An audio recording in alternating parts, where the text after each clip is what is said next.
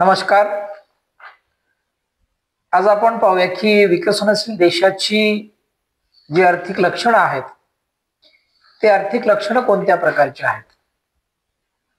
तसं जगामध्ये 3 प्रकारच्या अर्थव्यवस्था आहेत आणि 3 प्रकारच्या अर्थव्यवस्थेमध्ये एक आहे विकसित अर्थव्यवस्था, दुसरी आहे विकसनशील अर्थव्यवस्था आणि तिसरी आहे मागासलेली अर्थव्यवस्था.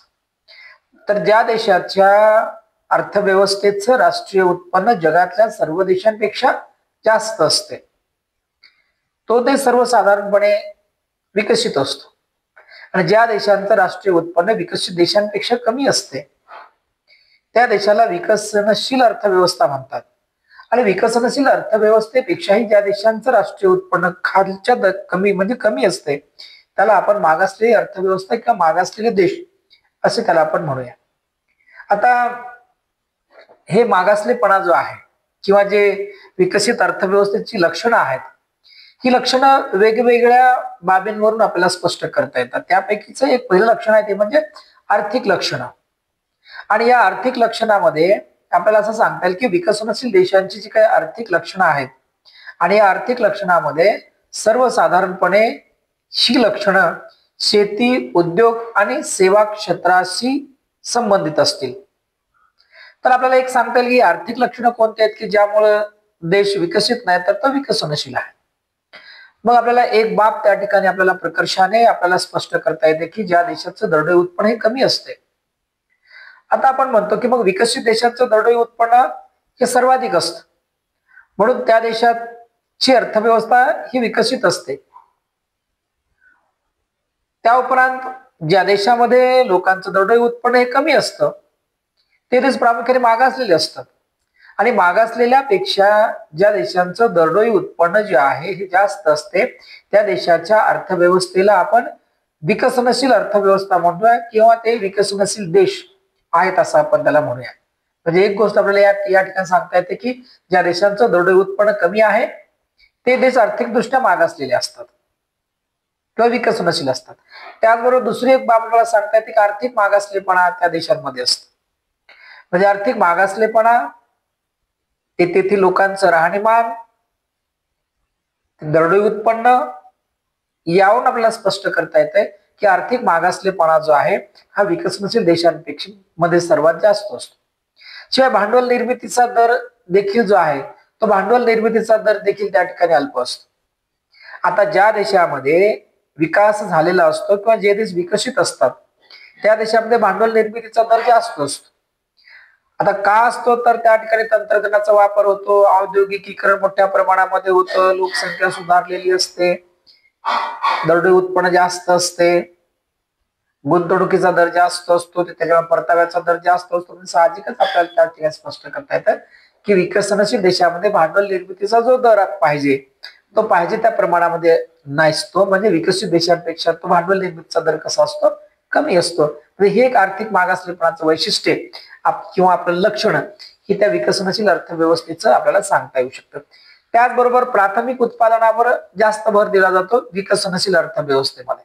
कारण की ही मुळातच ही अर्थव्यवस्था कशी असते, तर मुळातच ही अर्थव्यवस्था कृषीप्रधान अर्थव्यवस्था असते. आणि कृषीप्रधान अर्थव्यवस्था असल्यामुळे या देशामध्ये प्राथमिक उत्पादनावर जो आहे तो सर्वात जास्त भर दिला जातो. आणि निर्यातीमध्ये देखील याचंच प्रमाण जास्त असते. आणि म्हणून ह्या देशाला आपण विकसनशील अर्थव्यवस्था असं आपण त्या ठिकाणी म्हणू शकतो. आर्थिक मागासलेपणा देखील विकसनशील अर्थव्यवस्थेमध्ये जास्त असतो. म्हणजे मागासल्यापेक्षा कमी असतो आणि विकसित अर्थव्यवस्थेपेक्षा जास्त असते. गरीब आणि श्रीमंताची दरी आपण ज्याला म्हणतो इकॉनॉमिक डिस्पॅरिटीज, आर्थिक विषमता, हा आर्थिक विषमतेचा जो दर आहे तो जास्त असतो. म्हणजे अर्थव्यवस्थेमध्ये संख्येने मुठभर लोकसंख्या असते, परंतु ती लोकसंख्या श्रीमंत असते. आणि सर्वाधिक लोकसंख्या असते, परंतु ती लोकसंख्या गरीब असते. म्हणून ज्या ठिकाणी गरीब आणि श्रीमंत ह्यामध्ये जी दरी आहे, ही दरी रुंदावलेली असते या विकसनशील अर्थव्यवस्थेमध्ये. आणि हे त्याचं लक्षण आहे. त्याचबरोबर आपल्याला सांगता येते त्या ठिकाणी अविकसित संसाधनं आहेत. म्हणजे विकसित अर्थव्यवस्थेमध्ये जसं तंत्रज्ञानाचा वापर होतो शेतीमध्ये, उद्योगामध्ये, व्यवसायामध्ये किंवा इतर गोष्टी काही ठिकाणी, तसं विकसनशील अर्थव्यवस्थेमध्ये प्रामुख्याने प्राथमिक उत्पादन हे मोठ्या प्रमाणावर केलं जात असल्यामुळं, कृषी प्रधान अर्थव्यवस्था असल्यामुळं ह्या देशामध्ये जे तंत्रज्ञान वापरलं जातं, ते संसाधन वापरलं जातं, ते मागासलेल्या स्वरूपाचं असतं किंवा ते विकसित अर्थव्यवस्थेपेक्षा ते ते तंत्रज्ञान जे आहे, हे तंत्रज्ञान त्या दर्जाचं किंवा त्या प्रमाणामध्ये वापरलं जात नाही. म्हणजे अजूनही आपल्या भागामध्ये, ग्रामीण भागामध्ये बैल किंवा झाडा शेतीला पाणी देण्याची जी पद्धत आहे, हे का नाही, तर ह्या गोष्टीचा जो समावेश आहे की त्या ठिकाणी अविकसित तंत्रज्ञान वापरलं जातं, मागासलेलं तंत्रज्ञान वापरलं जातं आणि म्हणून त्याचा परिणाम त्या देशाच्या अर्थव्यवस्थेवर व्हायला लागतो. औद्योगिकीकरणाची जी उणीव आहे, म्हणजे औद्योगिकीकरणाची जी कमतरता आहे, ही औद्योगिकीकरणाची जी कमतरता ही विकसनशील देशामध्ये मोठ्या प्रमाणावर आपल्याला जाणवते. एक गोष्ट आपल्याला या ठिकाणी लक्षामध्ये यायला पाहिजे की विकसित अर्थव्यवस्थेमध्ये औद्योगिकीकरणाचा वेग हा जास्त असतो. लोकसंख्या कमी असते, भूप्रदेशाचा आकार मोठ्या प्रमाणावर असतो आणि म्हणून तिथे विकासाची जी स्थिती आहे ही सुधारलेली असते. त्या उपरांत आपल्याला विकसनशील अर्थव्यवस्थेमध्ये ही परिस्थिती आपल्याला पाहायला मिळत नाही, कारण औद्योगिकीकरणाचा वेग जो आहे किंवा जी उणीव आहे ती मोठ्या प्रमाणामध्ये आपल्याला या ठिकाणी जाणवते. म्हणजे देशाचा विकास जर करायचा असेल तर आपल्याला औद्योगिकरणावर भर द्यावा लागेल. परंतु मागासलेल्या अर्थव्यवस्थेमध्ये तर हे औद्योगिकरण तर मोठ्या प्रमाणावर होतच नाही. परंतु एक गोष्ट आपल्याला या ठिकाणी स्पष्ट करता येते की मागासलेल्या विकसनशील अर्थव्यवस्थेमध्ये औद्योगिकीकरण होतं, नाही अशातली गोष्ट नाही, औद्योगिकरण आहे. परंतु औद्योगिकरणाचा जो वेग पाहिजे तो वेग विकसित अर्थव्यवस्थेपेक्षा कमी आहे. म्हणून औद्योगिकीकरणाची उणीव हे ह्या विकसनशील अर्थव्यवस्थेच्या आर्थिक लक्षणामध्ये आपल्याला स्पष्ट करता येऊ शकते. त्याचप्रमाणे बेकारीचं जे प्रमाण आहे, हे बेकारीचं प्रमाण मोठ्या प्रमाणावर आपल्याला जाणवायला लागतं. म्हणजे एक गोष्ट आपल्याला या ठिकाणी प्रकर्षाने आपल्याला जाणवते की विकसित देशामध्ये बेकारीचं प्रमाण असेल, परंतु तुलनेने इतर देशांपेक्षा फार कमी असतं. परंतु विकसनशील अर्थव्यवस्थेमध्ये जे बेकारीचं जे प्रमाण आहे ते बेकारी मोठ्या प्रमाणावर आहे. आता बेकारी कोणती असते तर बेकारीचे अनेक प्रकार आहेत. सुशिक्षित बेकारी आहे, औद्योगिक बेकारी आहे, छुपी बेकारी आहे, घर्षणजन्य बेकारी आहे, रचनात्मक बेकारी आहे, हंगामी बेकारी आहे. अशी वेगवेगळ्या प्रकारची बेकारी अर्थव्यवस्थेमध्ये मोठ्या प्रमाणावर आपल्याला जाणवते आणि हेच बेकारी अर्थव्यवस्थेला वेगळ्या वळणावर पण घेऊन जाऊ शकते. म्हणून जर देशाचा विकास जर करायचा असेल तर देशामध्ये जी बेरोजगारी विविध क्षेत्रांमधली ही बेरोजगारी कमी करण्यासाठीचे प्रयत्न आपल्याला करणं अपेक्षित आहेत. म्हणजे हे बेकारीचं प्रमाण जे आहे, हे बेकारीचं प्रमाण विकसनशील अर्थव्यवस्थेमध्ये मोठ्या प्रमाणावर आपल्याला बघायला मिळते. त्याचबरोबर दारिद्र्याचं दुष्टचक्र जे आहे, दारिद्र्याचं दुष्टचक्र हे वेगाने कार्यान्वित होत असतं विकसनशील अर्थव्यवस्थेत. मी एक गोष्ट आता तुमच्या पुढे स्पष्ट केली की ज्या देशामध्ये बेकारीचं प्रमाण जास्त असतं त्या देशामध्ये दारिद्र्य देखील त्याच प्रमाणामध्ये टिकून राहतं. कारण एक प्रसिद्ध अशा प्रकारचे अर्थशास्त्रज्ञ रॅग्नर नर्स, आणि रॅग्नर नर्सचं प्रसिद्ध वाक्य असं म्हटलं की देश हा जरी गरीब म्हणजे श्रीमंतांचा गरीब देश किंवा ज्या देशामध्ये श्रीमंतांची संख्या देशामध्ये जास्त आहे परंतु तरी देश गरीब आहे, बरोबर ना. आणि म्हणून रॅग्नर नर्स असं पुढे म्हणतो की दारिद्र्य हे दारिद्र्याला जन्म देते. म्हणजे ज्या अवस्थेमध्ये आपण जगलो त्या अवस्थेमध्ये जर आपण कुठल्या प्रकारची सुधारणा जर केली नाही तर येणारी पिढी देखील त्याच अवस्थेमध्ये जगायला लागेल. म्हणजे आपणही ज्या दारिद्र्यामध्ये जन्म घेतला आणि पुढच्या पिढीला देखील आपण दारिद्र्यामध्ये जन्मास घातलं आणि दारिद्र्याचं जे दुष्टचक्र आहे ते दारिद्र्याचं दुष्टचक्र हे असंच कंटिन्यूपणे राहू शकतं जर ह्याच्यामध्ये कुठल्या प्रकारचं परिवर्तन जर घडून आणलं गेलं नाही, जर सुधारणा घडून आणल्या गेली नाही, जर ह्याच्यातली बेकारी कमी केली नाही, जर यांना रोजगार दिला नाही, ह्या सगळ्या गोष्टी. म्हणून दारिद्र्य हे दारिद्र्याचा जन्म देतं. म्हणून दारिद्र्याचं दुष्टचक्र जे आहे हे दोन बाजूने निर्माण होतं, एक मागणीच्या बाजूने निर्माण होतं आणि दुसरे पुरवठ्याच्या बाजूने निर्माण होतं. म्हणून दारिद्र्याचं दुष्टचक्र जर भेदायचं असेल, म्हणजे दारिद्र्याच्या दुष्टचक्रामध्ये जर जे अडथळे आहेत हे अडथळे दूर केले पाहिजे, दारिद्र्य निर्माणच झालं नाही पाहिजे. मग आपण आपण केलं पाहिजे, उत्पादनावर भर दिला पाहिजे, रोजगार निर्मिती केली पाहिजे, आहे का नाही, मागणीमध्ये वाढ केली पाहिजे, लोकांची मागणी वाढली पाहिजे. या सगळ्या गोष्टीमध्ये जर बदल जर केला तर नक्कीच दारिद्र्याचं दुष्टचक्र भेदलं जाऊ शकतं आणि हे दारिद्र्याचं दुष्टचक्र त्या देशामध्ये टिकून असतं, की ज्या देशामध्ये मागासलेपणा असतो, ज्या देशामध्ये बेकारी असते, ज्या देशातल्या लोकांचं दरडोई उत्पन्न कमी असतं, ज्या देशामध्ये भांडवल निर्मितीचा दर कमी असतो, ज्या देशामध्ये प्राथमिक उत्पादनावर जास्त भर दिला जातो, ज्या देशामध्ये आर्थिक विषमता मोठ्या प्रमाणावर असते आणि ज्या देशामध्ये संसाधनं ही मागासलेल्या स्वरूपाची असतं, औद्योगिकीकरणाचा वेग फार मंदावलेला असतो, अशा देशामध्ये बेकारी जास्त असते आणि अशाच देशामध्ये दारिद्र्याचं दुष्टचक्र हे टिकून राहते. आणि दुसरी गोष्ट आपल्याला स्पष्ट करता येते की दारिद्र्याच्या दुष्टचक्रामध्ये आपल्याला बँकिंग आणि व्यापार विषयक सुविधांची जी कमतरता आहे ती मोठ्या प्रमाणावर जाणवते.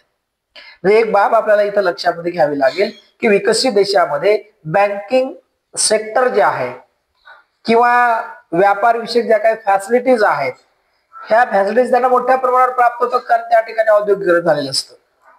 परंतु मागासलेल्या देशामध्ये किंवा विकसनशील अर्थव्यवस्थेमध्ये मुळातच औद्योगिकरणाचा वेग कमी आहे, मुळातच त्या अर्थव्यवस्थेमध्ये प्राथमिक उत्पादनावर जास्त भर दिला जातो, मुळातच त्या भागामध्ये आर्थिक मागासलेपणा मोठ्या प्रमाणात, अशा ठिकाणी बँकिंग व्यवसाय आणि व्यापार विषयक जे सुविधा आहेत त्या पाहिजे त्या प्रमाणामध्ये मिळणे शक्य होत नाही. परिणामी त्या देशाला आर्थिक दृष्ट्या मागासलेला देश किंवा मागासलेली अर्थव्यवस्था असं त्या ठिकाणी म्हणता येऊ शकतं. आणि सगळ्यात महत्वाचं आहे आपल्या मागासलेपणाचं कारण किंवा विकसनशील अर्थव्यवस्था असण्याचं कारण की निर्यात जी आहे ही निर्यात पाहिजे त्या प्रमाणामध्ये अशा देशांची होत नाही.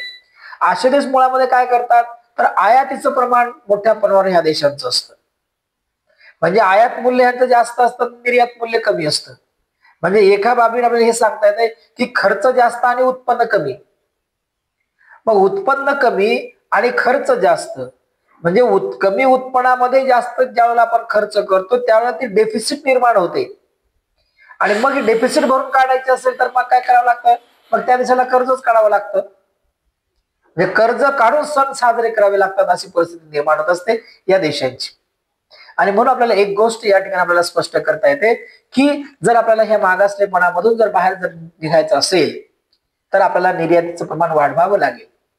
जेवढी आपली निर्यात दुसऱ्या देशाला होईल तेवढं आपल्याला निर्यात मूल्य जास्त प्रमाणावर प्राप्त होईल आणि जेवढं निर्यात मूल्य आपल्याला मिळेल तेवढं आपल्याला त्याचा भर जो आहे तो राष्ट्रीय उत्पन्नामध्ये पडतो आणि राष्ट्रीय उत्पन्नामध्ये भर पडला तर आता आपण सांगितलं ज्या देशाचा राष्ट्रीय उत्पन्न सर्वात जास्त असतो तो देश विकसित असतो.